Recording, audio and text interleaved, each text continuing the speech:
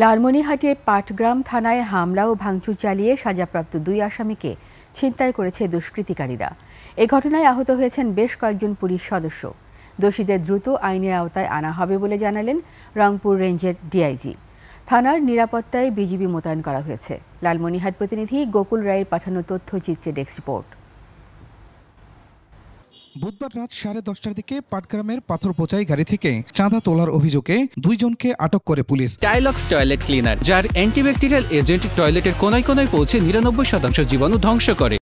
পরে ভ্রাম্যমাণ আদালতের মাধ্যমে 2 জনকে 1 মাস করে কারাদণ্ড দেন উপজেলা নির্বাহী কর্মকর্তা।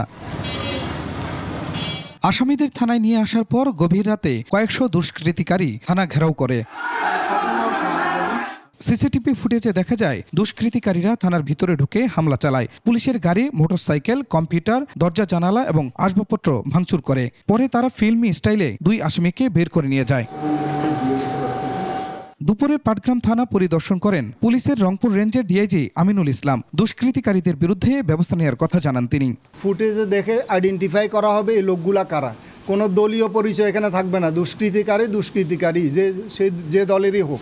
এদিকে জাতীয় নাগরিক পার্টির মুখ্য সংগঠক সার্জিস আলম নিজের ভেরিফাইড ফেসবুক পেজে এ ঘটনায় বিএনপিকে দায়ী করে লাখ লাখ টাকা লুটপাটের অভিযোগ করেছেন। Khurshid Alam, desk report, 21 television.